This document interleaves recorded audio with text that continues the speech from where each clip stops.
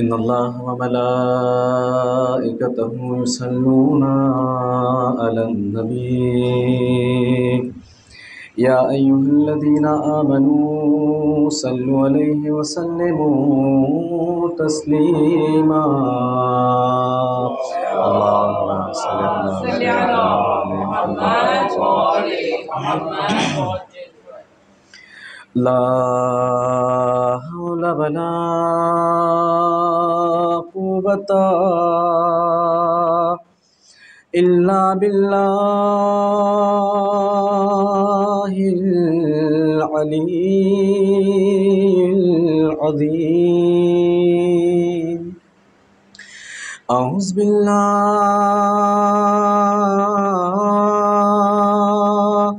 السميع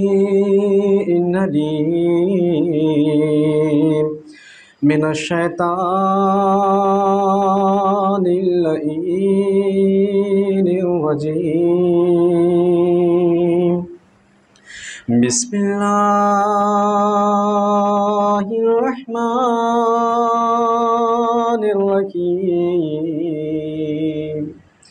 رب اشرح لي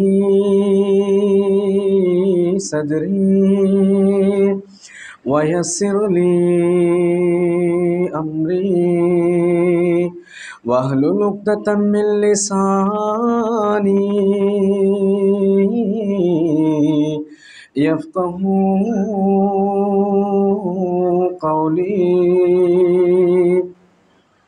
حسبنا الله نعم الوكيل نعم المولى ونعم النصير الحمد لله الذي هدانا لدينه الذي ارتدى وسبيله الذي اصطفى ونصرنا لما يوجب الزلفة لديه والوصول إليه ثم الصلاة والسلام والتحية والإكرام على بشير النظير وسراج المنير مولانا ومولى الثقلين محبوبي رب المشرقين والمغربين جد الحسن والحسين أبي القاسم محمد اللهم صل على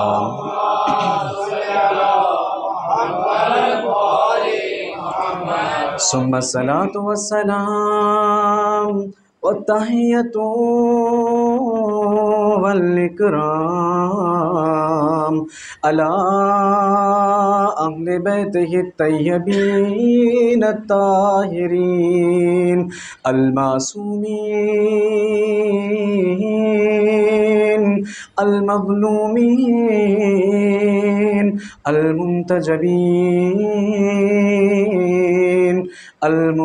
المنتخبين الهداة المهديين الذين أذهب الله عنهم الرجس وطهرهم تطهيرا اللهم صل على محمد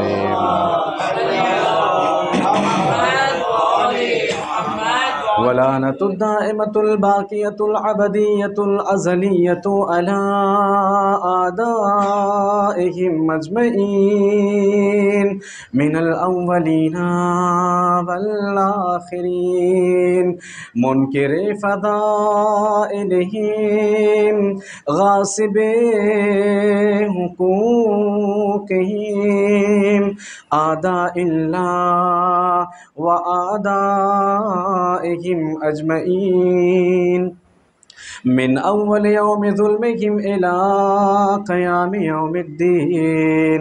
أما بعد فقد قال الله تبارك وتعالى في كتابه الحكيم بسم الله الرحمن الرحيم والعصر إن الإنسان لفي خسر إلا الذين آمنوا وعملوا الصالحات وتواصوا بالحق وتواصوا بالصبر. صلوات پڑھ دیں محمد کی ذات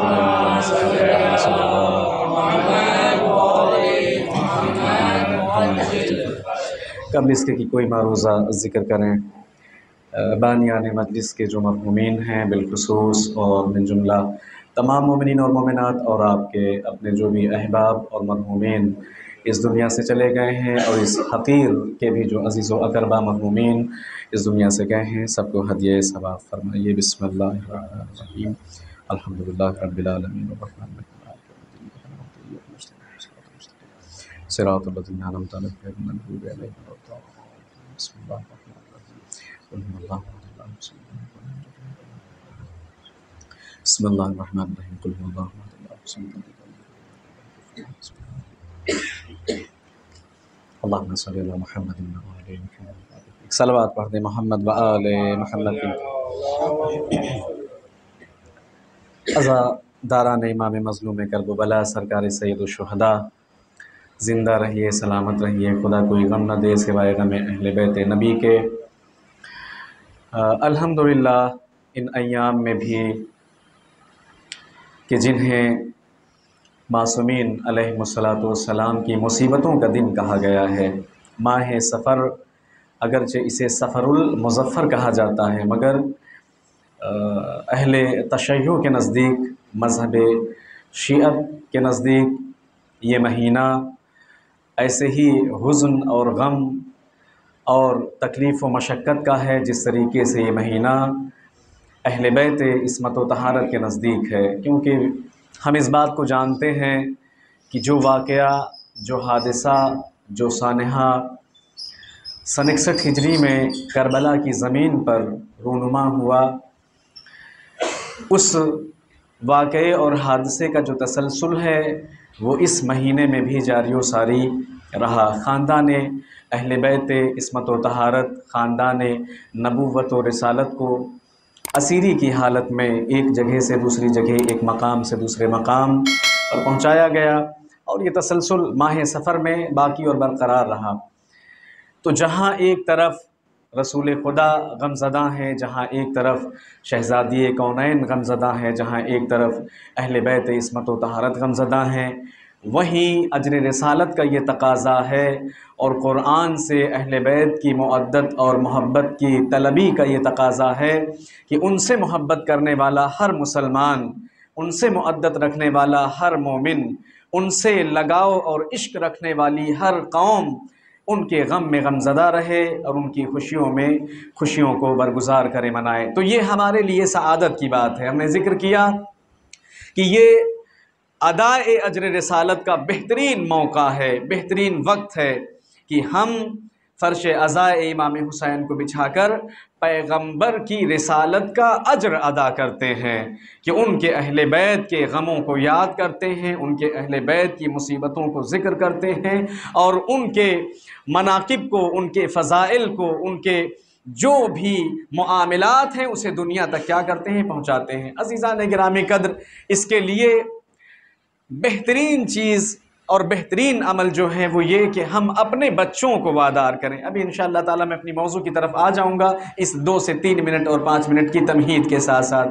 بہترین طریقہ، بہترین وسیلہ یہ ہے کہ ہم اپنے بچوں کو آمادہ کریں، اپنے بچوں کو تیار کریں، اس قوم کو، اس نسل کو، ایسے جوانوں کو، ایسے احداث کو، ایسے لوگوں کو کہ جن کی روشنیوں میں اس قوم کو آنے والی تاریخوں میں، آنے والی ایام میں، آنے والے زمانے اور اس عصر میں ان کے ذریعے سے اس عزاداری کو، اس فرش عزا کو زندگی ملے گی۔ عزیزان گرامی قدر، اولاد کو تیار کرنا، اپنے بچوں کو تیار کرنا، ظاہر سی بات ہے 70 گھر تقریباً دوستی کے اندر ہیں، ہو سکتا ہے 30 35 40 گھروں کا معاملہ ایسا ہو کہ اس میں مصروفیات ہوں، لوگ ہوں، مگر پھر بھی قلیل اور مختصری جو جماعت ہمارے درمیان ہے یہ اپنے آپ میں اہمیت کی حامل ہے، یہ اپنے آپ میں اپنا ایک مقام رکھتی ہے اللہ کی نگاہ میں، رسول اللہ کی نگاہ میں، اہل بیت عصمت و طہارت کی نگاہ میں۔ مگر عزیزان گرامی قدر، کہیں نہ کہیں اس بات سے یہ غفلت ہے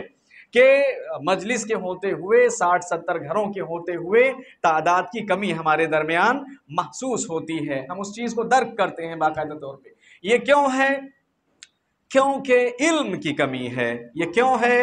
کیونکہ کسی بھی واقعے یا حادثے کے اہمیت اور اس کا جو مقام ہے، اس کا جو مرتبہ ہے، اس سے آشنائی کی کمی ہے۔ جب انسان ایسے حادثات، ایسے واقعات کی اہمیت کو اور اس کی واقعیت کو درک کرتا ہے، حاصل کرتا ہے، تو عزیزان گرامی قدر اس کی اہمیت اس کے نزدیک اجاگر ہو جایا کرتی ہے۔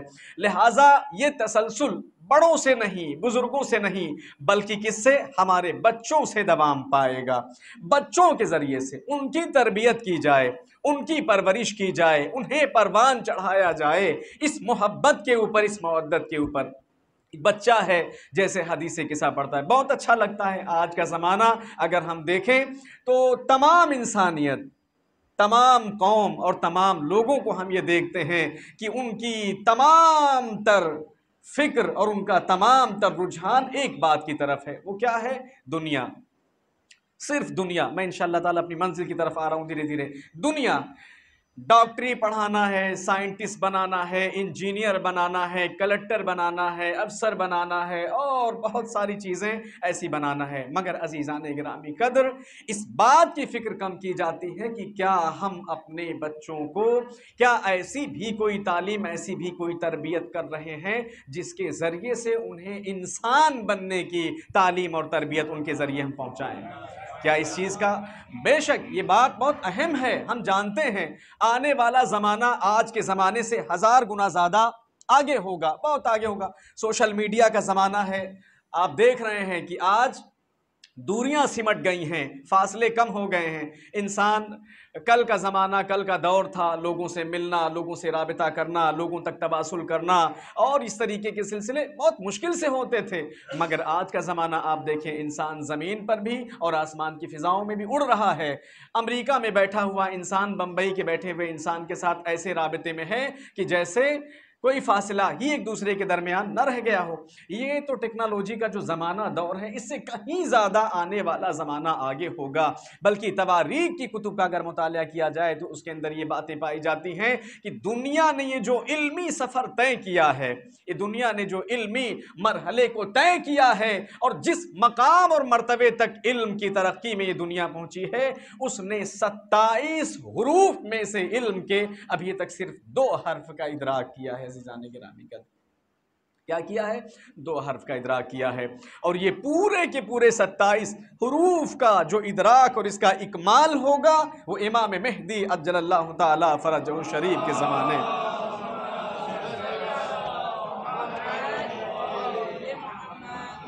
جب امام آئیں گے، اسی وجہ سے روایات کے اندر ہے کہ ذکر کرتے ہیں علماء اور محدثین، کہتے ہیں فَوَضَعَ يَدْهُ عَلَى رُؤُوسِهِمْ فَيَكْمُلُ أَحْلَامُهُمْ۔ روایات کہتی ہیں کہ جب ظہور ہوگا تو مومنین کے سروں پر امام اپنے دست شفقت کو رکھیں گے، اپنے ہاتھ کو رکھیں گے، فَيَكْمُلُ أَحْلَامُهُمْ، ان کی عقلیں کامل ہو جائیں گی، یعنی کسی بھی طریقے کا کوئی نقص، کسی بھی طریقے کا کوئی عیب، کسی بھی طریقے کی کوئی کمی نہیں پائی جائے گی۔ یہ مقدمہ اس لیے بیان میں نے کر دیا کہ ایک نتیجہ آپ کو دے سکوں۔ نتیجہ کیا ہے؟ ظاہر ہے جب وہ زمانہ علم کا زمانہ ہوگا، ترقی کا زمانہ ہوگا، کہ جہاں پر عقلیں بھی کامل ہوں گی ساری چیزیں، اور جب ظہور ہوگا امام کا تو پھر اس زمانے میں بے شک پڑھے لکھے لوگوں کی ضرورت ہے، ایک اچھے انجینئر کی ضرورت ہے، ایک اچھے سائنٹسٹ کی ضرورت ہے، ایک اچھے بزنس مین کی ضرورت ہے، ایک اچھے تاجر کی ضرورت ہے، ایک اچھے طبیب اور ڈاکٹر کی ضرورت ہے۔ مگر عزیزان گرامی قدر، انسان کی تکمیل اور انسان کا کمال صرف اور صرف انہی عہدوں اور مناصب کے اوپر ختم نہیں ہوتا ہے، بلکہ وہ علوم اور وہ معارف کہ جو انسان کو نیک بناتے ہیں، جو انسان کو صالح بناتے ہیں، جو انسان کو امام کا وفادار بناتے ہیں، ان علوم کا بھی سیکھنا اور حاصل کرنا ضروری ہے۔ عزیزان گرامی قدر، جب ان علوم کو حاصل کیا جائے گا، جب ان معارف کو حاصل کیا جائے گا، تو اس کے ذریعے سے یہ جو عزاداری ہے، یہ جو ماتم داری ہے، یہ جو شب داری ہے، یہ جو پرچم داری ہے، یہ جو تعزیہ داری ہے،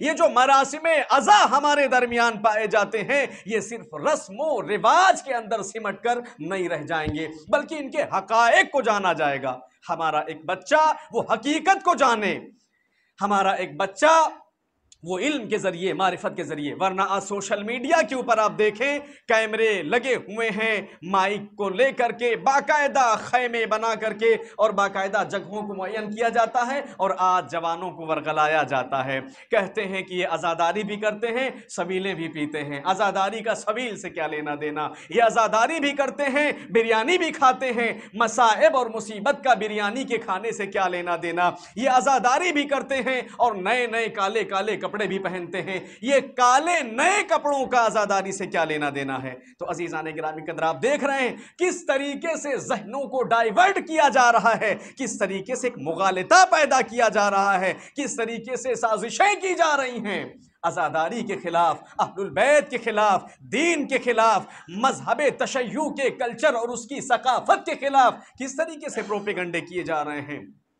ملین بریلین ٹریلین ڈالرز کو جو ہے خرچہ کیا جا رہا ہے اس کام کے اوپر، تاکہ ذہنوں کو مسخر کیا جا سکے، تاکہ ذہنوں کے اوپر قابو پایا جا سکے۔ اب آج کا ظاہر سی بات ہے ہمارا ہاں یہ بات البتہ میں کہوں گا کہ ہمارے کھانے میں، ہمارے پینے میں، ہمارے پہننے اوڑھنے میں، ہماری زندگی میں بے شک وہ چیزیں ہونی چاہیے، کھانے پینے میں افراط و تفریط نہ ہو، لباس کے پہننے میں افراط و تفریط نہ ہو، زندگی گزارنے میں افراط و تفریط نہ ہو۔ اگر ایام ازاں ہیں تو ہمارے چہرے سے، ہمارے جسم سے، ہمارے اعضاء اور جوارح سے تعزیت، تسلیت اور پرسے ہماری آنکھوں کے سامنے دکھائی پڑنے چاہیے کہ ایک انسان تعزیت میں ہے، ایک انسان تسلیت میں ہے، ایک انسان پرسے میں ہے، ایک انسان عزا میں بیٹھا ہوا ہے۔ تو عزیزان گرامی قدر، یہ چیزیں ہونی چاہیے، مگر آپ دیکھیں کہ جو امت ہے، امت المسلمین میں، عامت الفرق والمذاہب میں، وہ لوگ کیا کرتے ہیں؟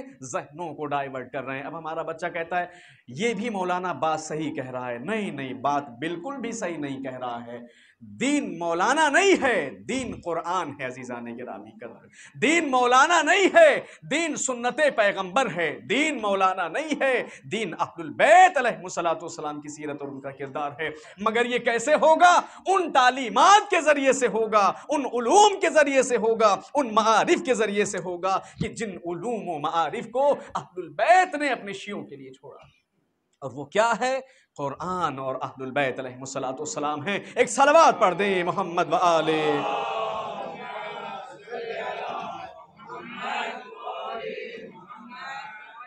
یہ مقدمہ صرف ہمارے دعوے کے مطابق نہیں تھا، اب میں گفتگو کو چھوڑوں گا، کچھ باتیں اور بھی تھیں لیکن انہیں آئندہ کے لیے چھوڑ دیتا ہوں۔ عزیزان گرامی قدر، علم اور علماء وہ پورا ایک میرا وسیع موضوع ہے، انشاءاللہ تعالیٰ اگر کبھی موقع ایسا مل گیا انہی ایام میں تو اسے بھی ہم ذکر کر دیں گے کہ کس طریقے سے علم سے اور علماء سے آج کے زمانے میں دوری ہے، جبکہ یہ بہت بڑی مصیبت ہے انسانوں کے لیے، اور میں اس میں ان روایات کو بھی ذکر کروں گا کہ جب یہ مصیبت امتوں کے درمیان شروع ہو جائے تو کیسے کیسے عذاب اور کیسی کیسی بلائیں خدا کی طرف سے اقوام کے اوپر نازل کی جاتی ہیں۔ خیر چھوڑتا ہوں اسے تاکہ اطالہ کلام نہ ہو۔ یہ بات جو میں کہہ رہا تھا کہ بچوں کی تعلیم اور تربیت، اسے صرف ہم نہیں کہتے، اسے صرف اہل البیت نہیں کہتے، بلکہ آپ دیکھیں عامت المسلمین کے بزرگ علماء نے بھی اس بات کو نقل کیا ہے۔ روایت ہے حافظ جلال الدین سیوطی سے، بہت بڑے مفسر اور بہت بڑے محدث، علماء عامہ کے، اہل سنت والجماعت کے علماء میں سے گزرے ہیں۔ انہوں نے نقل کیا روایت کو اخرجت دیلمی ان علی علیہ السلام، دیلمی نے اس روایت کو امام علی مرتضی سے نقل فرمایا ہے۔ اللہم صلی علی، کیا ذکر کرتے ہیں؟ ذکر کرتے ہیں کہ امام نے فرمایا قال رسول اللہ صلی اللہ تعالی علیہ وآلہ وسلم، نبی نے فرمایا۔ سیوطی نے اس روایت کو نقل کیا ہے دیلمی کے ذریعے سے کہ امام علی نے فرمایا کہ نبی نے فرمایا۔ کیا فرمایا نبی نے؟ ادبوا اولادکم علی ثلاث خصال، اپنے بچوں کی تادیب کرو، اپنے بچوں کو ادب سکھاؤ، اپنے بچوں کی تعلیم کرو، انہیں تعلیم دو 3 خصلتوں کے اوپر۔ یہ جملے کو بدل کر کے کہہ دوں عزیزان گرامی قدر، 3 محبتوں کے اوپر اپنے بچوں کو پروان چڑھاؤ۔ 3 محبتیں ان کے دلوں میں راسخ کرو، بٹھاؤ اس چیز کو، تاکہ ان کے اوپر دہریوں کا، تاکہ ان کے اوپر ملحدین کا، تاکہ ان کے اوپر منحرفین کا قبضہ نہ ہونے پائے، وہ ان کے ذہنوں پر قابض نہ ہو جائیں، ان کے دلوں کو، ان کے ذہنوں کو فاسد نہ کر ڈالیں۔ نبی فرماتے ہیں حب نبیکم، سب سے پہلی جو خصلت ہے، سب سے پہلی جو صفت ہے وہ کیا ہے؟ اپنے نبی کی محبت پر اپنے بچوں کو پروان چڑھاؤ، پرورش کرو ان کی، تاکہ جب ان کے سامنے نبی کی الٹی سیدھی ناجائز سیرت کو بیان کیا جائے یا الٹی سیدھی ناجائز باتوں کو ان کی نسبت سے تہمت کے طور پر، الزام کے طور پر پیش کیا جائے، تو ان کا دل، ان کا دماغ فوراً اس بات کو لپک کر قبول نہ کر لے، بلکہ یہ اپنے نبی کے مدافع ہوں۔ عزیزان گرامی قدر، اگر نبی کی حرمت اور نبی کی عزت اور اس کا وقار ختم ہو جائے تو پھر امتوں کے پاس کیا بچتا ہے؟ پھر دنیا کے پاس، اہل دنیا کے پاس کیا بچتا ہے؟ نبی کی محبت ان کے دلوں کے اندر راسخ کرو۔ اور دوسری بات نبی نے فرمایا حب اہل بیت، اور نبی کی محبت کے ساتھ ساتھ اپنے بچوں کو ان کے اہل بیت کی محبت کے اوپر بھی پروان اور پرورش چڑھاؤ۔ عزیزان گرامی قدر، اہل بیت کی محبت علیہم الصلوۃ والسلام۔ اور تیسری محبت جس کی طرف روایت کے اندر ارشاد فرمایا، وہ کہتے ہیں وَعَلَىٰ قِرَاءَةِ الْقُرْآنِ، اور اپنے بچوں کو پرورش چڑھاؤ کس چیز کے اوپر؟ قراءت قرآن کے اوپر۔ جو مقدمہ میں نے پڑھا تھا، نبی کی تو محبت ہی ہے ہمارے ہاں، یہی 2 فقرے آخری روایت کے ہیں جنہیں میں بیان کرنا چاہتا تھا آپ کے سامنے۔ وہ کیا ہے؟ حب اہل بیت، نبی کی محبت کے ساتھ امت نے کوئی اختلاف نہ کیا۔ نبی کی محبت تمام فرق و مذاہب اسلامی و کلامی کے اندر پائی جاتی ہے، مگر جو سب سے بڑا اختلاف کیا گیا وہ ولایت اہل البیت علیہم السلام کے اندر کیا گیا۔ اسی وجہ سے کہا اما یتساءلون عن النبأ العظیم الذی هم فیہ یختلفون، یہ کن چیزوں کے بارے میں آپ سے سوال کرتے ہیں؟ اما یتساءلون عن النبأ العظیم، ایک بڑی خبر کے بارے میں، الذی هم فیہ یختلفون، کہ جس کے بارے میں یہ اختلاف کرتے ہیں۔ یہ بڑی چیز کیا ہے؟ یہ عظیم چیز کیا ہے؟ ھذا ولایت علی ابن ابی طالب علیہ الصلوۃ والسلام، صلوات پڑھ دیں محمد و آلہ۔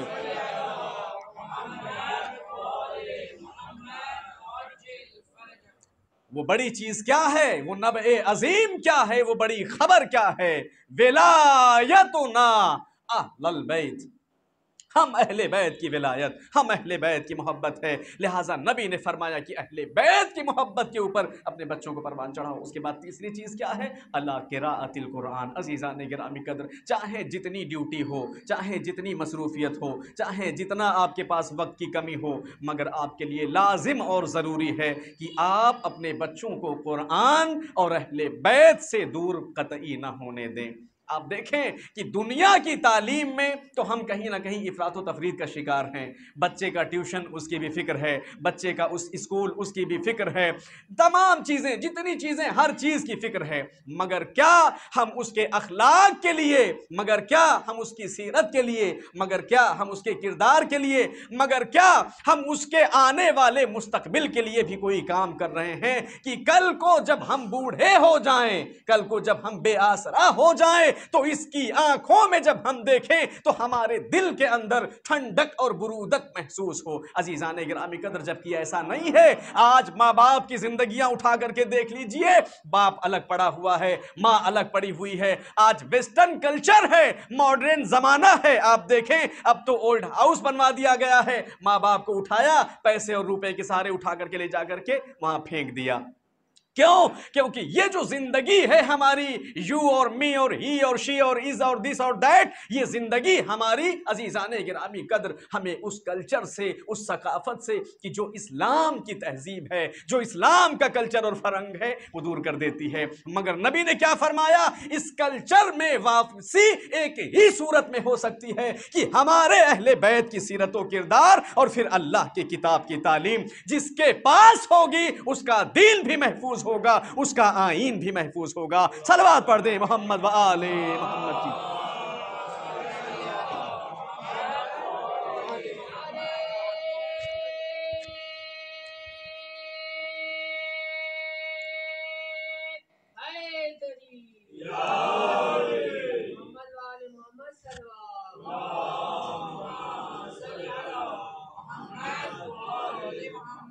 عزیزان گرامی قدر، تو یہ ان روایات کو، ان اقدار کو، ایسی کلچر اور ایسی ثقافت کو قرآن ہمیں دیتا ہے، اہل بیت ہمیں دیتے ہیں۔ اسی وجہ سے کیا کہا نبی نے کہ ہم تمہارے درمیان دو گراں قدر چیزیں چھوڑے جا رہے ہیں، ایک خدا کی کتاب اور ایک اپنی فطرت، اور کچھ نہیں کہا کہ کچھ اور چھوڑے جا رہے ہیں۔ ہزار چیزیں، سینکڑوں چیزیں۔ اب ظاہر سی بات ہے میں ایک طالب علم ہوں، لہٰذا میری ذمہ داری ہے، میں ذاکرین یا خطبہ کی طرح لفاظی کر کے تو آگے نہیں بڑھ سکتا، ڈر لگتا ہے بولتے ہوئے بہت ساری باتیں، مگر کتنی چیزیں ہیں عزیزان گرامی قدر۔ آپ دیکھیں کسی بھی چیز کو، کسی بھی عمل کو نبی نے گمراہی اور ضلالت سے باز رکھنے کے لیے، روکنے کے لیے اسے مانع قرار نہیں دیا کہ کوئی چیز انسان کو محفوظ کر لے، بچا لے۔ جیسی بھی عبادت کرنا ہے، جیسی بھی شب بیداری کرنا ہے، جو بھی دل میں آئے وہ کر لیں، مگر عزیزان گرامی قدر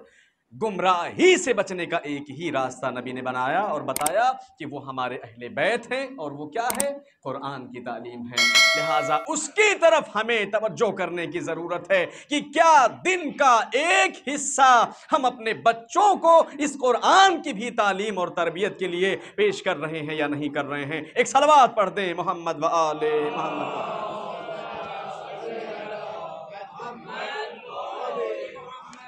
قرآن کے اوپر گفتگو تفصیل سے پھر کبھی ہو جائے گی کہ مفصل قرآن کے اوپر تفصیل کی جائیں، وہ روایات اور وہ باتیں پیش کی جائیں جو اہل بیت عصمت و طہارت نے قرآن کی عظمت اور اس کی فضیلت میں بیان کی ہیں۔ مگر عزیزان گرامی قدر یہ قرآن ہی کی آیات ہیں کہ جو ایمان کو بتاتی ہیں، یہ قرآن ہی کی آیات ہیں جو اعمال صالحہ کو بتاتی ہیں، یہ قرآن ہی کی آیات ہیں جو صبر کے تلقین کی دعوت دیتی ہیں، اور یہ قرآن ہی کی آیات ہیں جو حق کے تلقین کی دعوت دیتی ہیں۔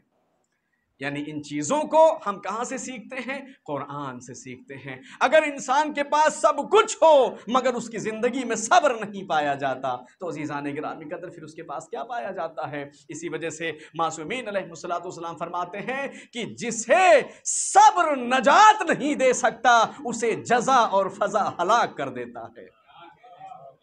جسے صبر نجات نہ دے سکے، جسے صبر محفوظ نہ کر سکے، جسے صبر سکون نہ دے سکے، پھر اسے کیا ہوتا ہے؟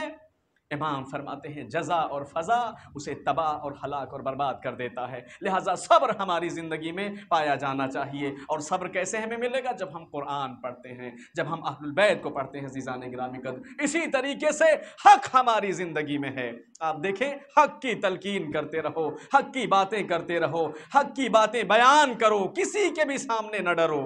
باپ سامنے کھڑا ہے کوئی بات نہیں، حق کی بات کرو، ماں کھڑی ہے حق کی بات کرو، اہل قوم کے بزرگان سرداران کھڑے ہیں حق کی بات کرو، کوئی بھی پردھان منتری کھڑا ہے حق کی بات کرو، کسی سے کبھی نہ ڈرو، کیونکہ حق ہی میں زندگی ہے عزیزان گرامی قدر۔ کیوں؟ کیونکہ جسے عزیزان گرامی قدر حق عزت نہیں دے سکا، جسے حق کمال عطا نہیں کر سکا، اسے دنیا کی کوئی بھی شے عزت نہیں دے سکتی ہے۔ اسی وجہ سے کلمات امام معصومین علیہ السلام میں ہم دیکھتے ہیں کہ بہت سارے ایسے لوگ ہیں جنہوں نے اپنے ظاہر کو صرف کیا کر لیا؟ ٹھیک کر لیا، اپنے ظاہر کے اندر ان صفات کو ظاہر کر لیا کہ جو صفات اولیاء کی، اتقیاء کی اور صالحین کی تھی۔ امام فرماتے ہیں کہ کتنے ایسے ذلیل لوگ تھے، کتنے ایسے نامراد لوگ تھے کہ جنہوں نے ان ظاہر صفات کو صرف اپنا لیا اور وہ قوم و سماج کے درمیان باعزت اور باشرف لوگ ہو گئے۔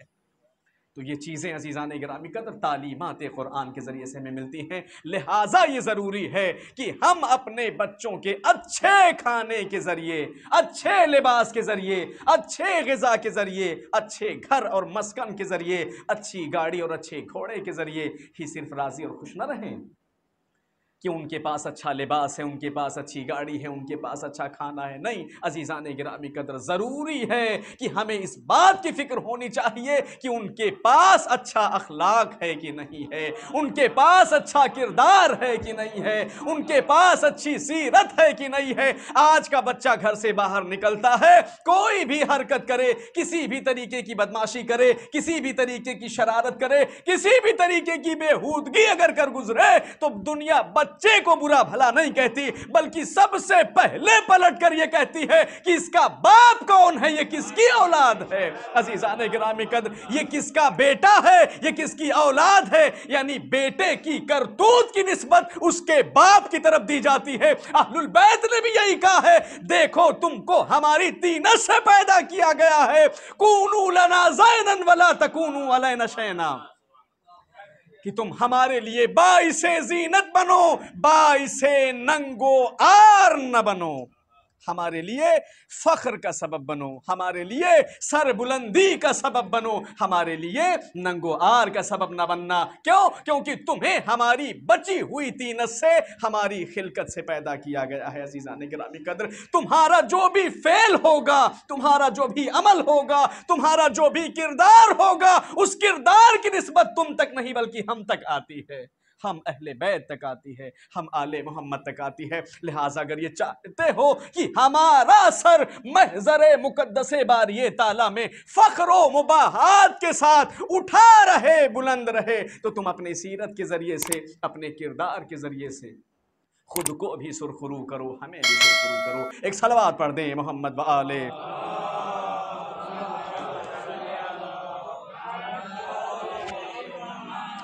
عزیزان گرامی قدر، اہل البیت علیہ السلام، گفتگو کل حضرت امام موسیٰ کاظم صلوات اللہ وسلامہ تعالیٰ علیہ پر چل رہی تھی۔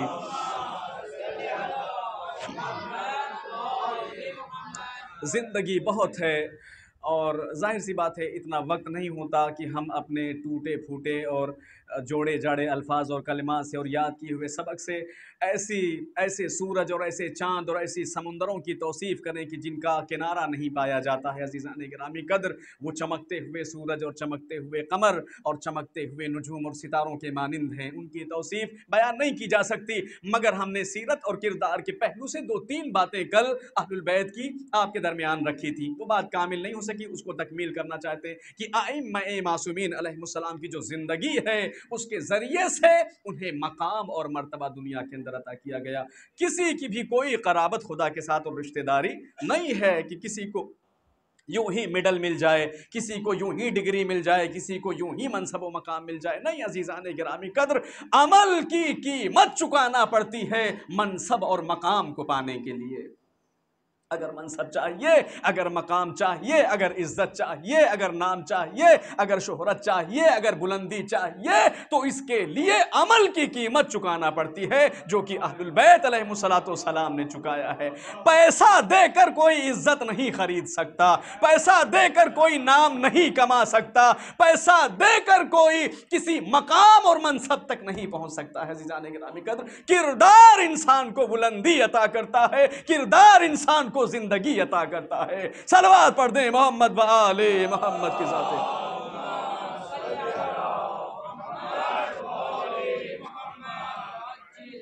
یہی شعار اور یہی نعرہ اہل البیت علیہم السلام کا رہا. اسی وجہ سے امام حسین نے فرمایا کہ میں ظالمین کے ساتھ زندگی کو ننگو آر سمجھتا ہوں، بلکہ ایسی زندگی پر موت کو ترجیح دیتا ہوں کہ جو عزت کے ساتھ ہو. تو عزیزان گرامی کردار کی بات میں کر رہا تھا اور میں نے پیش کیا تھا کہ امام کی سیرت اور امام کی کردار میں کیا کیا چیزیں. 3-4 القاب امام کو دیے گئے، جس میں سے کل کاظم کے لقب کی بات چل رہی تھی. امام موسیٰ کاظم علیہ السلام، چونکہ میں نے ذکر کیا تھا کہ بانی مجلس کی بھی گزارش تھی کہ کچھ باتیں امام موسیٰ کاظم اور کچھ باتیں امام رضا سلام اللہ تعالیٰ علیہما کے توسط سے ہوں، باقی جو باتیں مولانا آپ کے دل دماغ اور ذہن میں آئیں آپ اپنے اعتبار سے پڑھیے. تو کوشش کریں گے کہ تھوڑا سا ملا کر کے کچھ باتیں لے کر کے چلتے رہیں تاکہ بانی مجلس کا بھی حق ادا ہو جائے اور فرش ازا کا بھی ہو جائے. کاظم، امام کا جو ایک لقب ہے، امام کو کاظم کہا جاتا ہے. یہ سب سے مشہور لقب، یہیں سے گفتگو کل چھوڑ دیا تھا. کیوں کہا جاتا ہے کاظم؟ ایک بات بتایا تھا کہ کاظم کے معنی ہوتے ہیں غیظ کو اور غضب کو روک لینا، غیظ کو اور غضب کو قابو کر لینا، غیظ اور غضب کو کنٹرول کر لینا، اس کے اوپر تسلط حاصل کرنا. عزیزان گرامی قدر، حلم کے ذریعے سے، بردباری کے ذریعے سے، صبر کے ذریعے سے، تحمل کے ذریعے سے، استقامت کے ذریعے سے انسان کیا کرے؟ اس کے اوپر قابو پالے. آپ دیکھیں کہ غیظ و غضب کی اگر بات آ گئی تو یہ کہتا ہوا چلوں، آج گھروں کی جو تباہی، گھروں کی جو نابودی ہے، کتنے ہی گھر ایسے ہیں کہ جو غضب کی آگ میں جل رہے ہیں. عزیزان گرامی قدر، مجھے صبر نہیں ہے تو میں نے انہیں سنا دیا، انہیں صبر نہیں ہے تو انہوں نے مجھے سنا دیا. اور اس سننے اور سنانے اور کہنے اور کہانے میں کیا ہوتا ہے؟ بسا ہوا گھر، کھلا ہوا گھر اجڑ جاتا ہے ذرا سی دیر میں. غضب کتنی بری چیز ہے. اسی وجہ سے پیغمبر نے فرمایا کہ 2 چیزیں شیطان کا سب سے عظیم دام و جال ہے. 2 چیزیں، اس میں سے ایک چیز عورت کو قرار دیا اور دوسری چیز غضب کو قرار دیا ہے. نبی نے فرمایا یہ 2 چیزیں اتنا بڑا جال ہے شیطان کا کہ اس سے بڑا جال اس کے پاس نہیں ہے کہ جس کے ذریعے سے وہ انسان کے اوپر حملہ کرے. ایک کیا چیز ہے؟ ایک عورت، اور دوسری چیز کیا ہے؟ غضب، غیظ و غضب. ان 2 چیزوں سے انسان کو بچنا چاہیے. عزیزان گرامی قدر، اس صفت کو اہل بیت نے، امام علی سے لے کر کے امام مہدی تک نے، سب نے پیش کیا ہے اس صفت کو اور اس کردار کو پیش کیا ہے. کوشش کرنا چاہیے انسان کو، عادت ڈالنا چاہیے. عادت ڈالیں، عادت سے کیا کچھ نہیں ہوتا. ہم معصوم تو نہیں ہو سکتے، ان کے جیسے تو ہو نہیں سکتے، ان کے مقام و مرتبے پر تو پہنچ نہیں سکتے. کوشش تو کر سکتے ہیں، صحیح تو کر سکتے ہیں، عادت تو ڈال سکتے ہیں. بچہ چھوٹا سا ہے، نہ جانے کیسی کیسی چیزوں کی عادت ڈلوائی جاتی ہے. اب 25 سال میں تھوڑی انسان عابد اور جو ہے زاہد بن جاتا ہے. بھائی عابد اور زاہد بننے کے لیے اہل البیت نے کہا ہے کہ 6 سال 7 سال کی عمر سے اپنے بچوں کو نماز اور عبادت کا حکم کرو، تب وہ 25 سال میں جا کر کے نمازی بنے گا. اب 25 سال کا ہو گیا، اسے آپ دھکا دیں چل نماز پڑھنے، کہاں سے جائے گا نماز پڑھنے؟ 25 سال تک آپ نے مسجد کا راستہ ہی اسے نہیں دکھایا. کبھی ہم نے کبھی اپنے بیٹے کو مسجد کا اور امام باڑے کا راستہ. تو عزیزان گرامی قدر، عادت ڈالنا چاہیے اور اس صفات کو اپنے اندر پیدا کرنا چاہیے. امام کی یہ صفت کاظم، کاظم الغیظ کہا جاتا تھا. اور علماء نے جو اس کی توصیف فرمائی ہے کہ سب سے بڑی جو وجہ آپ کو کاظم کہنے کی ہے عزیزان گرامی قدر، وہ کیا ہے؟ وَلِفَرْطِ حِلْمِهِ وَتَجَاوُزِهِ عَنِ الْمُعْتَدِينَ عَلَيْهِ دُعِيَا كَاظِمًا. بہت زیادہ صبر کرنے کی وجہ سے اپنے دشمنوں کے رویے پر، جو دشمن ان کے ساتھ رویے اپناتے تھے اس کے اوپر صبر کرتے تھے، لہٰذا آپ کو کاظم پکارا جاتا تھا. اور جو سب سے اہم، اس سے بھی زیادہ اہم بات بتائی گئی، وہ کیا بتائی گئی؟ کانا یجازی المسیء بإحسانہ الیہ. ایسے کسی بات پر صبر کرنا، ایسے کسی بات پر نظر انداز کسی چیز کو کر دینا، یہ بہت آسان ہے. مگر عزیزان گرامی قدر، نیکی کا اور احسان کا راستہ اپنانا مسیئین کے ساتھ، یہ کردار کسی کے بس کی بات نہیں ہے سوائے اہل بیت عصمت و طہارت کے. مگر اہل بیت نے یہ راستہ ہمارے لیے بھی چھوڑا ہے. کیا کرتے تھے؟ کہتے تھے کہ مسیئین، جو معتدین ہوتے تھے امام کے، وہ کیا کرتے تھے؟ جو ظلم کرتے تھے، تجری کرتے تھے، تجاوز کرتے تھے امام کے اوپر، اور ان کی عزت اور ان کی حتق و حرمت کو پامال کرتے تھے، نابود کرتے تھے۔ امام ان کا مقابلہ کیسے کرتے تھے؟ شافعی کہتے ہیں، طلحہ بن شافعی، بے احسان ہی الیہ، اس کی طرف امام احسان کرنے کے ذریعے سے یہ معاملہ حل کرتے تھے۔ وَيُقَابِلُ الْجَانِي بِعَفْوِهِ عَنْهُ، اور کیا کرتے تھے؟ یہ ظلم اور جور کرنے والے کا مقابلہ عفو کے ذریعے سے کرتے تھے، بخشش کے ذریعے سے کرتے تھے۔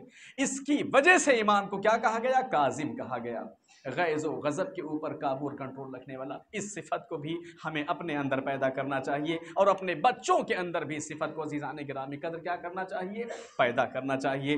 دوسرا لقب جو امام موسیٰ کاظم علیہ السلام کو دیا گیا وہ کیا ہے؟ عبد صالح کا لقب ہے۔ امام کو عبد صالح کیوں کہا جاتا ہے؟ یہاں پر طلحہ بن شافعی کہتے ہیں وَلِكَثْرَةِ عِبَادَتِهِ كَانَ يُسَمَّى بِالْعَبْدِ الصَّالِحِ، امام کو عبد صالح ان کی کثرت عبادت کی وجہ سے کہا جاتا تھا۔ دن میں اور رات میں اتنی زیادہ عبادت کیا کرتے تھے، اتنی زیادہ نمازیں پڑھتے تھے، اتنا زیادہ روزے رکھتے تھے، اتنا زیادہ صدقے اور خیرات کرتے تھے کہ ان عبادتوں کی وجہ سے آپ کو کیا کہا جاتا تھا؟ عبد صالح، نیک بندہ، متقی بندہ، پرہیزگار بندہ، ولی خدا اور حجت خدا۔ یہ آپ کے ان کردار اور ان سیرتوں کی وجہ سے عزیزان گرامی قدر جو ہمارے سامنے نور کی طرح اور روشنی کی طرح پہنچے ہیں اور پہنچائے جاتے ہیں، لہٰذا آپ کو عبد صالح۔ تیسرا لقب جو امام کا عزیزان گرامی قدر ہے وہ کیا ہے؟ امام کو باب الحوائج کہا جاتا ہے۔ امام موسیٰ کا لقب کیا ہے؟ باب الحوائج، ایسا دروازہ کہ جس دروازے سے حاجتیں انسان کی کیا ہوتی ہیں؟ پوری ہوتی ہیں، جس دروازے سے انسان کی مشکلات دور ہوتی ہیں۔ طلحہ بن شافعی نے اس روایت کو نقل کیا ہے۔ جب عزیزان گرامی قدر ہم علمی بحثیں کرتے ہیں اور بہت ساری باتیں کرتے ہیں تو بہت ساری باتیں کہہ دی جاتی ہیں، توسل نہیں کرنا چاہیے، مدد نہیں مانگنی چاہیے، ان کو نہیں پکارنا چاہیے، ان کو نہیں پکارنا چاہیے، انہیں وسیلہ نہیں بنانا چاہیے، انہیں وسیلہ نہیں بنانا چاہیے۔ مگر اگر ان بزرگان کی کتابوں کو دیکھا جائے جو 1000 سال پہلے لکھی گئی ہیں تو انہوں نے لکھا ہے کہ یہ در وہ در ہے کہ جس در سے متوسلین اور متمسکین کی حاجتیں، دعائیں، دلی مرادیں اور تمنائیں پوری ہوتی ہیں۔ عزیزان گرامی قدر، حاجتوں کا پورا ہونا، لہٰذا امام کو کیا کہا گیا؟ باب الحوائج۔ ایک صلوات پڑھ دیں، محمد و آل محمد۔ کہا جاتا ہے کہ ایسی ایسی کرامتیں اور ایسے ایسے معجزات آپ کے دروازے سے رونما ہوتے ہیں کہ طہار العقولوں کی عقلیں ان کو دیکھ کر کے حیران رہ جاتی ہیں۔ عزیزان گرامی، اور کیوں نہ رہ جائیں، در اور دروازہ ایسا ہے۔ تو یہ سیرت اور یہ کردار آل بیت اور اہل البیت علیہم السلام ہے جو ہمیں ایک نتیجے تک پہنچاتا ہے۔ اگر گنجائش ہو تو ایک واقعہ پڑھ دوں، ایک صلوات پڑھ دیں محمد والے محمد۔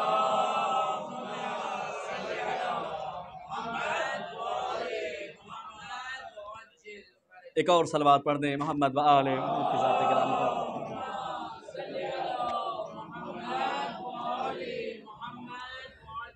عزیزان گرامی قدر، عبد صالح اور عبد مومن، آپ دیکھیں کہ کس طریقے سے اہل بیت علیہم السلام کی زندگی، ان کا کیا مقام اور کیا مرتبہ ہے۔ امام موسیٰ کاظم علیہ السلام کی زندگی طویل زندگی ہے، تقریباً 3000 احادیث کو، ایسی احادیث کو نقل کیا گیا ہے، لکھا گیا ہے کہ جن کے اندر غیر مذاہب کے لوگوں سے امام بحث و مباحثہ کیا کرتے تھے اور اس کا جواب دیتے تھے، ملحدین سے اور ان سے اور ان سے 3000 تک کے کلام نقل کیے گئے ہیں روایات کے اندر۔ عامہ کی کتب سے یہ روایات ہم تک پہنچتی ہیں کہ یہاں پر ایک واقعہ جو کہ امام کے سلسلے سے شقیق بلخی نے نقل کیا ہے، اس کو متعدد کتب کے اندر مسند امام میں بھی ذکر کیا گیا ہے۔ وہ کہتے ہیں کہ سن 149 ہجری میں ہم نے حج کا ارادہ کیا، ہم چاہتے تھے کہ حج کریں، حج کا ہم نے ارادہ کیا اور حج کو ادا کرنے کے لیے ہم نکل پڑے۔ قادسیہ کا ایک مقام ہے، قادسیہ کا ذکر آپ اکثر سنا کرتے ہیں، جہاں پر جناب حر کا لشکر امام حسین کے لشکر سے آمنے سامنے ہوا تھا۔ اس مقام پر کہتے ہیں کہ قادسیہ کے مقام پر ہم پہنچے امام موسیٰ کاظم، بس اسی کے بعد گریز کروں گا انشاءاللہ اس مطلب کے بعد۔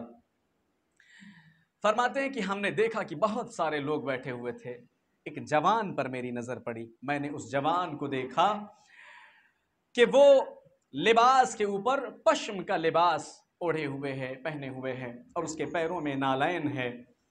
تو شقیق بلخی کہتا ہے اب ظاہر سی بات ہے، دل میں جب کبھی اس طریقے کی بات آتی ہے تو آ جاتی ہے۔ اس کے دل میں ایک بات آئی، اس نے کہا کہ یہ کون ہے جو اس طریقے سے بیٹھا ہے اور یہ چاہتا ہے کہ سارا قافلہ اور سارے لوگ اس کو اپنے سروں پر اٹھائے پھر۔ ایک شیطانی فکر اس کے دل و دماغ کے اندر آئی، یہ بات یہ سوچ ہی رہا تھا، اور سوچتے سوچتے یہ امام کی خدمت تک، وہاں تک، اس مقام تک، اس جگہ تک جہاں پر امام بیٹھے ہوئے تھے وہاں پہنچ گیا۔ تاریخ کہتی ہے کہ جب یہ پہنچا تو ابھی نزدیک ہی تھا، اس پر امام کی نظر پڑی۔ امام نے جیسے ہی اسے دیکھا تو امام نے دیکھتے ہی اس سے کہا اجتنبوا کثیرا من الظن ان بعض الظن اسم۔ اس کا نام لیا شقیق کا، اور اسے کیا کہا کہ اے شقیق، بعض ظن اور بعض گمان ایسے ہیں کہ جو خدا کی بارگاہ میں حرام ہیں اور گناہ ہیں، اس لیے ایسے ظنوں سے بچا کرو۔ ظن یعنی گمان کرنا، سوء ظن جیسے ہم کہتے ہیں، برا خیال کرنا کسی کے بارے میں، سوء ظن کرنا کسی کے بارے میں۔ اچھا، یہاں پر بھی ایک بات تو ابھی جو ہمارے سامنے ہے اس سے بھی ایک درس ہمیں ملتا ہے کہ ہم کسی کے بارے میں سوء ظن کریں، کسی کے بارے میں بری باتوں کا جو ہے خیال اپنے دل کے اندر، دماغ کے اندر پیدا کریں۔ امام نے معصومین علیہ السلام نے فرمایا ہے کہ مومن کے لیے کسی بھی چیز کو جو تم اس کے بارے میں دیکھتے یا اس کے بارے میں سنتے ہو، اب دیکھنے سے مراد ایسے نہیں ہے کہ بلین ایسے سامنے ہی، اب اگر کوئی جرم کر رہا ہے، ظلم کر رہا ہے، غلطی کر رہا ہے، خطا کر رہا ہے تو بات الگ ہے، لیکن اگر کسی بات کو تم نے اس تک اس سے پہنچی، اسے تم نے سنا اور سمجھا، امام فرماتے ہیں 70 محامل ہیں اس کے لیے، 70 محملن، تو اس کے لیے 70 عذر قرار دو کہ شاید اس وجہ سے ایسا کیا ہوگا، شاید اس وجہ سے ایسا کیا ہوگا، شاید اس وجہ سے ایسا کیا ہوگا، کیونکہ مومن کی حرمت خدا کی حرمت ہے۔ اعظم من حرمت الکعبہ، امام فرماتے ہیں مومن کی حرمت کعبے کی حرمت سے بھی کیا ہے، زیادہ ہے۔ عزیزان گرامی قدر، سوء ظن، لہذا کسی کے لیے سوء ظن نہ کرو۔ ایک درس ہمیں ملتا ہے، امام نے کیا کہا شقیق سے، اے شقیق سوء ظن سے بچ، کیونکہ بعض سوء ظن ایسے ہیں جو خدا کی بارگاہ میں کیا ہیں، گناہ ہیں۔ عزیزان گرامی قدر، جب اس نے یہ سنا تو یہ پریشان ہو گیا، اس نے کہا کہ یہ کون شخص ہے، یہ تو لگتا ہے کہ عبد صالح ہے، یہ کون نیک اور مومن بندہ ہے، ایسا لگتا ہے کہ یہ کوئی صوفی اور کوئی عبد صالح بندہ ہے۔ ایک تو یہ کہ اس نے میرے دل کی بات کو جان لیا، اور دوسرے یہ کہ اس نے مجھے میرے نام سے پکارا۔ لہذا کیا کیا، اب یہ چاہتا ہے کہ کچھ گفتگو کرے، کچھ باتیں کرے۔ تاریخ کہتی ہے کہ امام نے اتنا کہہ کر وہ جگہ چھوڑ دی۔ اب یہ پیچھے امام کے چل رہا ہے، یہ چاہتا ہے کہ امام سے ملاقات کرے، امام سے بات کرے، توبہ کرنا چاہتا ہے کیونکہ گھبرا گیا، پریشان ہو گیا۔ تاریخ کہتی ہے کہ یہ کافی راستہ چلنے کے بعد اس نے کیا دیکھا کہ ایک مقام پر، ایک جگہ پر ہم امام کے ساتھ، یعنی یہ کہتا ہے، شقیق کہتا ہے کہ امام کے ساتھ ہم جمع ہوئے، اکٹھا ہوئے، ہم نے امام کو دیکھا کہ امام عبادت میں مصروف اور مشغول ہیں، نماز میں، دعا میں، ذکر میں مصروف اور مشغول ہیں۔ میں نے دیکھا کہ ان کی آنکھوں سے آنسو جاری ہے، زبانوں کے اوپر ذکر ہے، اور اعضاء اور جوارح میں امام کے لرزہ طاری ہے۔ یہ کہتا ہے کہ میں نے انتظار کیا کہ امام نماز پڑھ لیں تاکہ میں اپنی جو جسارت اور اپنی جو جرأت میں نے امام کے بارے میں کی ہے، یہ جو سوء ظن میرے دل میں پیدا ہوا، اس کی معافی مانگ لوں۔ عزیزان گرامی قدر، کہتے ہیں کہ جب یہ اس مقام پر پہنچا کہ امام سے معافی مانگوں تو امام نے پھر اسے دیکھا، اور دیکھنے کے بعد کہا شقیق قرآن کی اس آیت کی تلاوت کر۔ اگر آپ کو سورہ کوثر کی وہ آیت یاد ہے جسے میں نے خطبے کے بعد پڑھا ہے تو عزیزان گرامی قدر، میں نے اس آیت کو اپنے یہاں کی اس آیت کے مطلب سے ملانے کی کوشش کیا ہے۔ इमाम ने फरमाया, परवरदिगार आलम कुरान में कहता है, व इन्नी लगफ़ारुन लिमन ताबा व आमना व अमिला सालिहन सुम्मा तदा। खुदा बंदे आलम कहता है कि मैं बहुत ज़्यादा मग़फ़िरत करने वाला हूँ उस इंसान के लिए जो तौबा बजा लाता है, जो तौबा कर लेता है, और तौबे के साथ साथ वो ईमान ले आए, और ईमान लाने के साथ साथ नेकी और एहसान के ज़रिए से अपनी ज़िंदगी गुजारे, सुम्मा तदा, और उसके बाद फिर सीधे रास्ते के ऊपर चलता रहे। इसने फिर से, इसे हैरत हुई, ये परेशान हुआ। इसने कहा कि ताज्जुब की बात है, पहली बार नाम लेकर के बुलाया और जो मेरे दिल के अंदर फुतूर व खुतूर था उसकी तरफ इमाम ने इशारा किया, जो सुए ज़न मेरे दिल के अंदर पनप रहा था। और अब जबकि मैंने तौबा का इरादा कर लिया है तो इमाम ने फिर से मेरे दिल की हालत और कैफियत को जान लिया है। ये बहुत परेशान हुआ, नहायत परेशान हुआ। तारीख कहती है उसके बाद इमाम फिर वहाँ से चल देते हैं। अब एक रास्ता और एक मुद्दत तक रास्ते को इमाम ने तय किया, और ये शकी के जो है ये भी साथ साथ वहाँ इमाम के चल रहा है। तारीख कहती है कि मंजिल ज़ुबाला पर ये लोग पहुँच जाते हैं। मंजिल ज़ुबाला ये हिजाज से आते हुए कूफे के रास्ते के दरमियान पड़ता है। मंजिल ज़ुबाला पर ये लोग पहुँच जाते हैं। इसने कहा कि मैंने इमाम को मंजिल ज़ुबाला पर देखा। क्या देखा कि वो एक कुएं के पास खड़े हुए हैं और उनके हाथ में एक ज़र्फ़ है, एक बर्तन है, एक डोल या एक वो चीज़ कि जिसके ज़रिए से कुएं से पानी निकाला जाए। कूज़े का तर्जुमा किया है रिवायात के अंदर। का कूज़ा लिए हुए हैं। मैं देख रहा था, चूँकि मैं करीब होना चाहता था इमाम से ताकि इमाम से माफ़ी तलब करूं। इसने कहा कि मैंने देखा कि उस कूज़े को लेकर के पानी भरना चाहते हैं। इतनी देर में क्या हुआ, वो कूज़ा इमाम के हाथ से छूटकर उस कुएं के अंदर गिर गया। शख्सियत इमाम आप देखें कि क्या होती है अज़ीज़ान गिरामी कद्र, क्या मकाम और क्या मर्तबा है। वाक़या यकीनन वाक़या होता है, लेकिन इससे इबरत अगर ली जाए तो बहुत सारी चीज़ें इसके अंदर पाई जाती हैं। उसने कहा कि मैंने देखा कि ये कूज़ा उस कुएं के अंदर इमाम के हाथ से छूट कर गिर गया। अब कूज़े का गिरना था कि इमाम ने अपनी निगाहों को आसमान की तरफ बुलंद फरमाया, अपने चेहरे को आसमान की तरफ बुलंद किया और बाबे इस्तिजाबत की तरफ देखते हुए दुआ करना शुरू किया। तारीख़ ने अज़ीज़ान गिरामी कदर लिखा है कि इमाम ने वहाँ पर इस लफ्ज़ का इस्तेमाल किया है कि इमाम फरमाते हैं कि परवरदिगार आलम अंता रब्बी, तू ही है जो मेरा रब है, मेरा खुदा है। इज़ा ज़माअतो, कि जब मैं प्यासा होता हूँ इलल माए, पानी की तरफ, तो तू ही है जो माए अज़्ब से, शीरीन और तैयबो ताहिर पानी से मेरी प्यास को बुझाता है, मुझे सैराब करता है।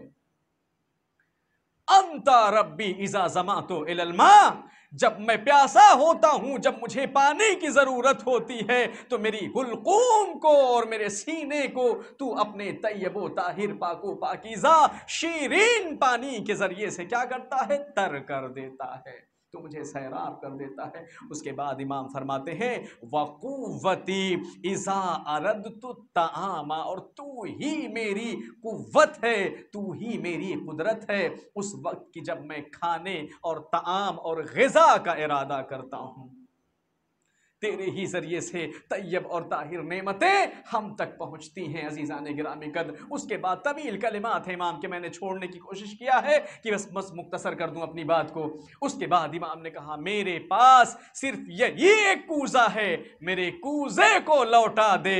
बल्खी कहता है, शकी के बल्खी कहता है कि ये कहना था अभी रुख बाबे इस्तिजाबत से हटने भी न पाया था कि मैंने क्या देखा कि उस कुएं का पानी सतहे ज़मीन से सतहे दस्ते इमाम तक चला आया और इमाम ने कूज़े को पानी से भरा और निकाला। सलवात पढ़ दे मोहम्मद व आले मोहम्मद पर।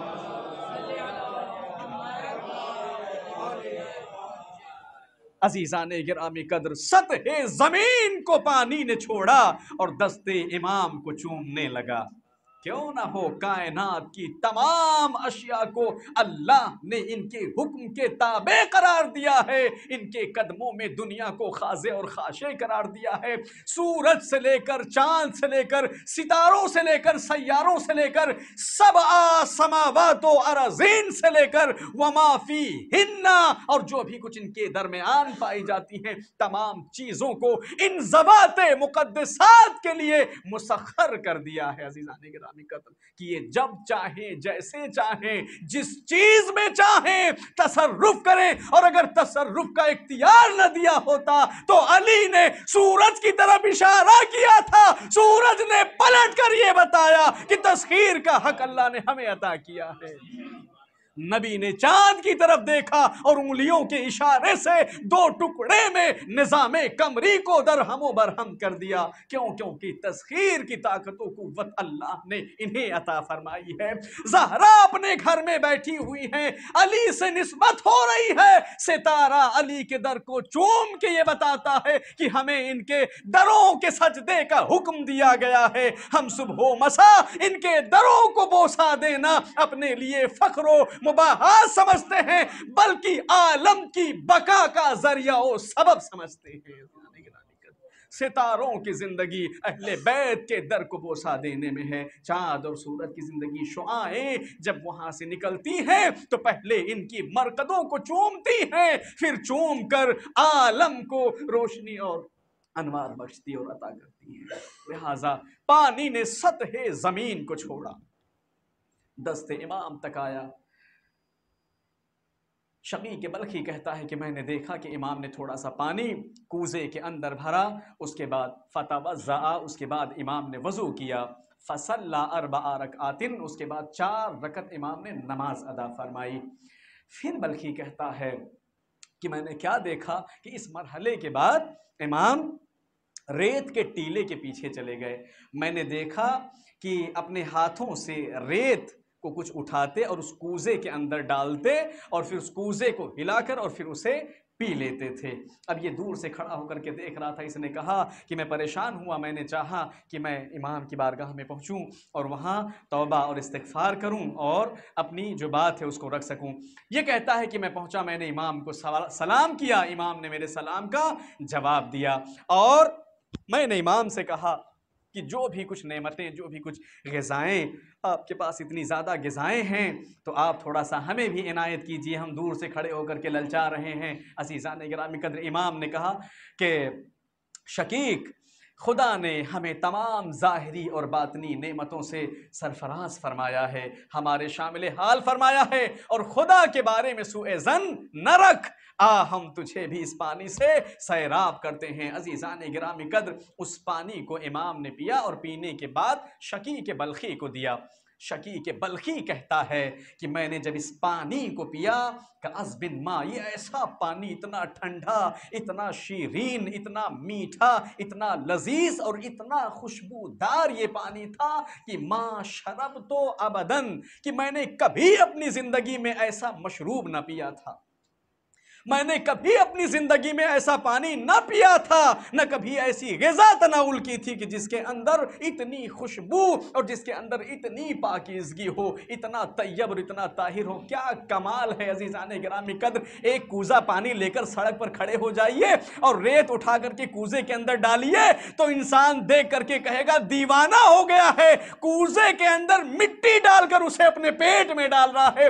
मगर शकी के बल्खी ने तो मोजज़ा इमाम से देख लिया था, जानता था कि कोई ना कोई वजह जरूर होगी। अज़ीज़ान गिरामी कद्र, इस मोजज़े को देखा, लिहाजा आया, कहा कि हमें भी अपने इस पानी में शरीक कर लीजिए। इमाम ने माए अज़्ब को, इस तैयब और इस ताहिर पानी को अता किया। अज़ीज़ान गिरामी कद्र, ये दुनिया की नेमतें हैं जिसे अहलुल बैत के लिए तस्खीर किया गया है। मखलूक हैं, खल्के खुदा में से हैं कि मिट्टी को डालकर पानी को इतना तैयब व ताहिर बना दिया। सोचें कि आबे कौसर कैसा होगा, सलसबील कैसा होगा, वो मकाम कैसा होगा कि जिस मकाम पर रसूल खड़े होंगे, अली खड़े होंगे, हजरत ज़हरा खड़ी होंगी, हजरत हसनैन खड़े होंगे, हाथों में पानी होगा और दस्ते अली से मोमिन के शिकमो बतन तक आएगा।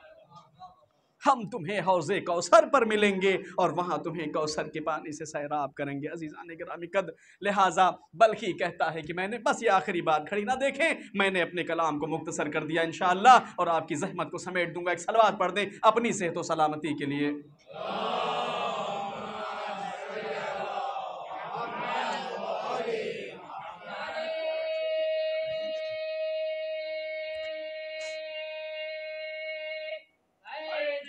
یا اللہم صلی اللہ۔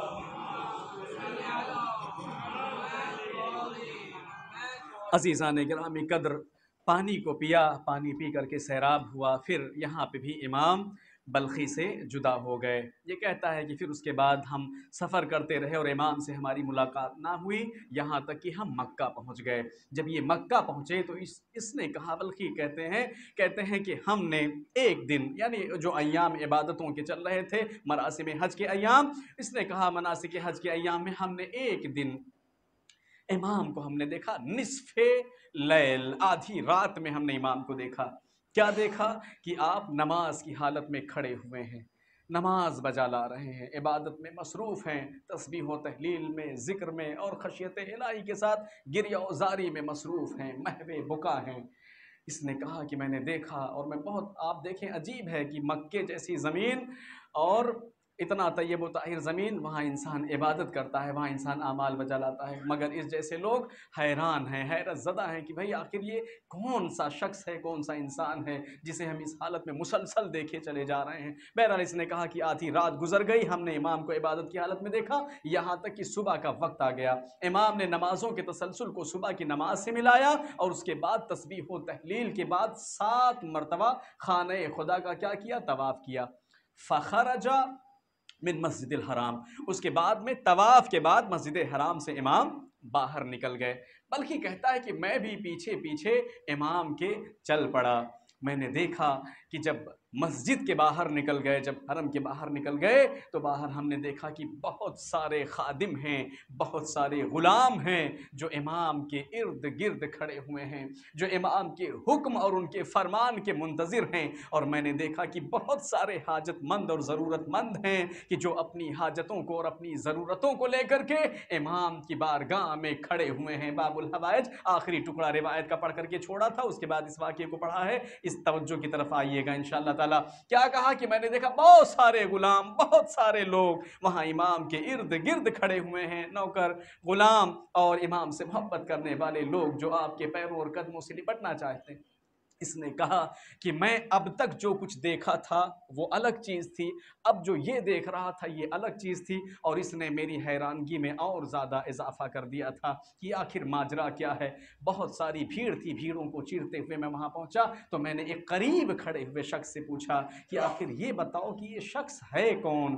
تو اس شخص نے، جب وہ قریب کھڑے ہوئے شخص سے پوچھا کہ یہ کون ہے، تو اس نے کہا کہ موسیٰ بن جعفر بن محمد بن علی ابن الحسین ابن علی ابن ابی طالب ہیں۔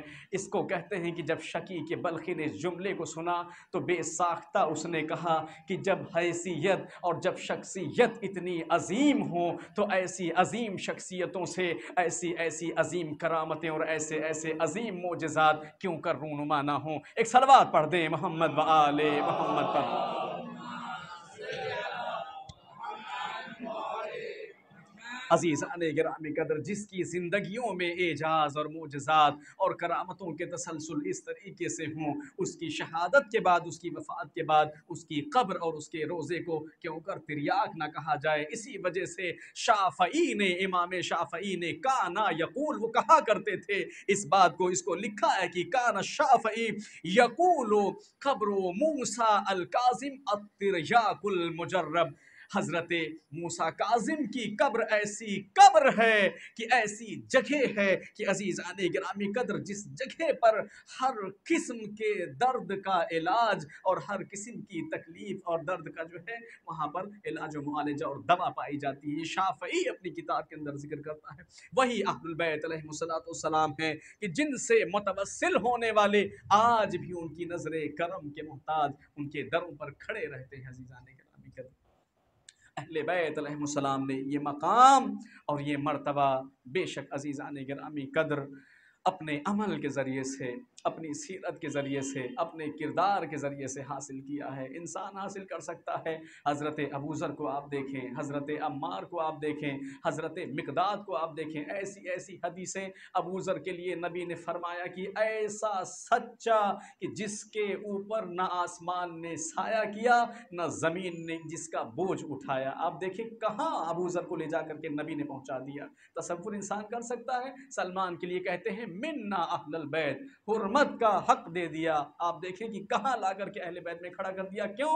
عزیزان گرامی قدر، ان گھروں کی غلامی کی وجہ سے، ان دروں کی غلامی کی وجہ سے ان سیرتوں کو، ان کرداروں کو اپنا آئین اور شعار بنا لیا کہ جن سیرتوں قربانیوں کے لیے اہل بیت علیہ السلام نے اپنی زندگیاں بلکہ اپنی آزادی کو کھویا اور گنوایا ہے۔ آپ دیکھیں زندگی کا سودا موت و شہادت سے کر لینا۔ کبھی انشاءاللہ تعالیٰ اس موضوع کی طرف اشارہ کریں گے عزیزان گرامی قدر کی زندگی ہر کسی کو پسند ہے، انسان زندگی دوست ہوتا ہے، مگر اہل البیت علیہ السلام نے زندگی کی دوستی کو موت و شہادت کے عوض بیچ ڈالا۔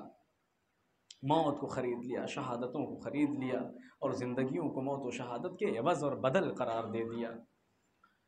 اہل بیت عصمت و طہارت، یہی وجہ ہے کہ دنیا ان سے حیران اور ان سے پریشان تھی اور انہیں ایک لخت نہ بھاتی تھی اور ان کے وجود کو ایک لمحے کے لیے زمین پر گوارا نہ کرتی تھی۔ اور اس کی سب سے بڑی دلیل اگر ہم دیکھنا چاہیں امت مسلمہ کے درمیان تو آپ دیکھیں کہ رسالت مآب کی آنکھ کو بند ہوئے ابھی کتنا عرصہ، کتنی مدت گزری ہے؟ ابھی کل 50 سال گزرے ہیں کہ نبی زادے کو 3 دن کا بھوکا اور پیاسا کربلا کے میدان میں ذبح کر دیا گیا۔ بس چند جملے مسائل کے پڑھ کے آپ کی زحمت کو تمام کر دوں گا، اطالہ کلام بالکل بھی نہیں کروں گا۔ عزیزان گرامی قدر، امام حسین اپنے اصحاب کے ساتھ، اپنے انصار کے ساتھ، اپنے اہل بیت کے ساتھ کربلا کو بسا رہے ہیں۔ 3 دن کی بھوک و پیاس ہے۔ تاریخ کہتی ہے کہ جب عاشور کا واقعہ رونما ہوا، عزیزان گرامی قدر، ایک بچی کا بس مصائب پڑھنا ہے اور آپ ملتفت ہو چکے ہیں، آمادہ گریہ ہو چکے ہیں۔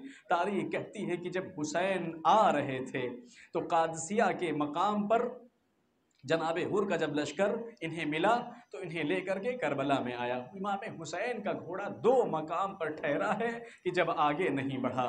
تاریخ کہتی ہے کہ ایک وہ مقام و مرحلہ ہے کہ جب حسین زمین کربلا پر وارد ہو گئے۔ تاریخ کہتی ہے کہ 7 گھوڑوں کو حسین نے بدلا مگر کسی نے بھی اپنا قدم نہ اٹھایا۔ تاریخ کہتی ہے کہ ابھی اسی مرحلے میں امام تھے کہ ایک مرتبہ زمین کربلا سے ایک ہوا چلتی ہے جو گیسوئے امام سے ٹکراتی ہوئی مخدرات عصمت و طہارت کے سروں سے گزرتی ہے۔ محمل سے ایک بی بی کے رونے کی آواز آتی ہے۔ شہزادی زینب کہتی ہے بھیا یہ کیسی زمین ہے؟ جب سے ہم اس زمین پر وارد ہوئے ہیں میرا دل بیٹھا جا رہا ہے، ہوا نے میرے سر سے میری ردا کو اتار دیا۔ اجرکم علی اللہ، خدا کوئی غم نہ دے سوائے غم اہل بیت علیہ السلام کی۔ یہ کیسی زمین ہے کہ ابھی آئے ہوئے کچھ عرصہ نہیں گزرا کہ اس نے میری ردا کو سر سے اتار دیا۔ میں کہوں گا شہزادی امام سے پوچھ رہی ہے، ہاں یہ وہی زمین ہے کہ جس زمین کے اوپر خیمے کو جلایا جائے گا، یہ وہی زمین ہے کہ جس زمین پر ہاتھوں میں ہتھکڑیاں پیروں میں بیڑیاں ڈالی جائیں گی۔ شہزادی یہ وہی زمین ہے کہ جس زمین پر آپ کے سروں سے چادروں کو چھینا جائے گا، یہ وہی زمین ہے جس زمین سے خاندان نبوت و رسالت کی عزت و حرمت کو پامال کیا جائے گا۔ ہاں عزیزان گرامی قدر، یہ وہ مقام تھا کہ جس مقام پر امام حسین کا گھوڑا آگے نہیں بڑھتا ہے۔ بس 2 جملے اور آپ کی زحمت کو تمام کیا۔ تاریخ نے لکھا دوسرا مقام اور مرحلہ عاشور کے دن کا ہے، جب امام حسین اپنے تمام اصحاب، اپنے تمام انصار اور اپنے تمام عزیز و اقربا کی قربانی پیش کر چکے، تو تاریخ کہتی ہے کہ حسین اب خاندان اہل بیت سے رخصتی لینے کے بعد زمین مقتل تک، زمین کربل تک، قتل گاہ تک آنا چاہتے ہیں۔ تاریخ کہتی ہے کہ حسین روانہ ہونا چاہتے ہیں مگر گھوڑا حسین کا آگے نہیں بڑھتا۔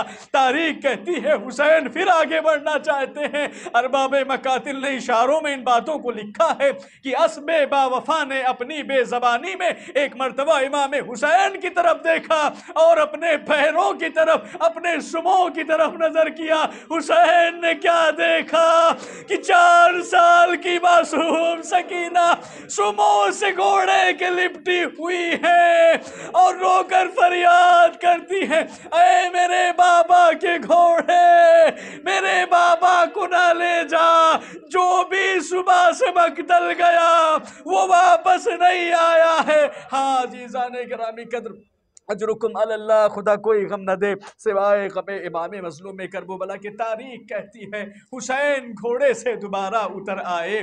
حسین گھوڑے سے اترنے کے بعد جناب سکینہ کے سر پر دستے شفقت پھیر رہے ہیں، مہربانی کے ساتھ، مشقت کے ساتھ۔ ارباب مقاتل نے ان الفاظ کو لکھا ہے کہ امام حسین نے جناب سکینہ سے کہا، چونکہ یہ روایات پائی جاتی ہیں کہ جناب امام حسین نے جناب رباب اور جناب سکینہ کے لیے یہ جملے ارشاد فرمائے تھے کہ مجھے وہ گھر اچھا نہیں لگتا جس میں رباب اور سکینہ نہ ہو۔ ہاں عزیزان گرامی قدر، حسین کی محبت کا اندازہ سکینہ سے اس حد تک لگایا جا سکتا ہے۔ تاریخ کہتی ہے کہ دست شفقت کو پھیرا، ہاتھوں کو سروں کے اوپر پھینک رہے ہیں، اس کے بعد پیشانیوں کو چوم رہے ہیں، اس کے بعد سکینہ کو اپنے کلیجے سے لگایا، بہتے ہوئے اشکوں کو اپنے ہاتھوں سے امام نے صاف کیا۔ امام نے ایک جملہ کہا سکینہ دیکھو میں ابھی زندہ ہوں، جب تک میں زندہ ہوں تب تک تم اپنے اشکوں سے میرے دل کو نہ جلاؤ، کیونکہ تمہاری آنکھوں سے بہتے ہوئے آنسو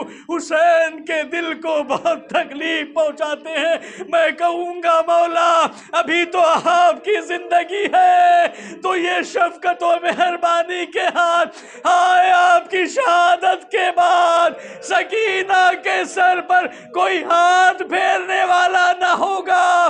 ہاں گالوں پر کبھی تماچے مارے جائیں گے، کانوں سے کبھی گوشوارے چھینے جائیں گے، آگ دامن میں لگا دی جائے گی۔ ہاں عزیزان گرامی قدر، حسین نے سکینہ سے رخصتی لیا۔ تاریخ کہتی ہے کہ شہادت امام حسین کے بعد اس قافلے کو اسیر کیا گیا، اس قافلے کو بے مکنا و چادر شہر بہ شہر کریا بہ کریا پھرایا گیا۔ تاریخ کہتی ہے کہ جب اہل بیت شام کی زمین پر پہنچ گئے تو انہیں یزید کے محضر میں پیش کیا گیا، اس کی خدمت میں ان کو پکڑ کر لایا گیا۔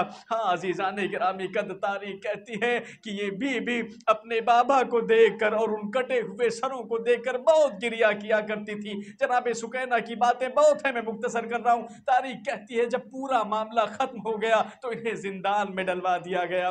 جناب سکینہ کے لیے بھی ایک زندان قرار دیا گیا تھا کہ جو نہایت ظلمت اور نہایت تاریک زندان تھا۔ عزیزان گرامی قدر، تاریخ کہتی ہے کہ ایک دن جناب سکینہ نے خواب دیکھا اور خواب دیکھنے کے بعد جب بیدار ہوئی تو بے ساختہ گریہ کرتی رہی۔ لحوف نے اس خواب کو بہت طولانی لکھا ہے، وقت نہیں ہے پڑھنے کا، بس آخری بات پڑھ کے ختم کر رہا ہوں۔ تاریخ کہتی ہے کہ شہزادی بہت گریہ کرتی ہیں، چپ نہیں ہوتی ہیں۔ ایک مرتبہ جب یہ خبر یزید کے پاس پہنچائی گئی تو اس نے کہا کہ کیا بات ہے، یہ کیسا شور و شرابہ ہے؟ اس سے کہا گیا کہ حسین کی بچی ہے، نہ جانے کیا ہوا ہے کہ بہت عرصے سے بہت گریہ اور فغا کر رہی ہے۔ تاریخ کہتی ہے کہ عزیزان گرامی قدر، جناب سکینہ کو طلب کیا گیا اور جناب سکینہ کو طلب کرنے کے بعد یزید نے پوچھا یہ بتا کہ تیرے رونے کا سبب کیا ہے؟ شہزادی نے اپنی تمام باتوں کو مختصر کیا۔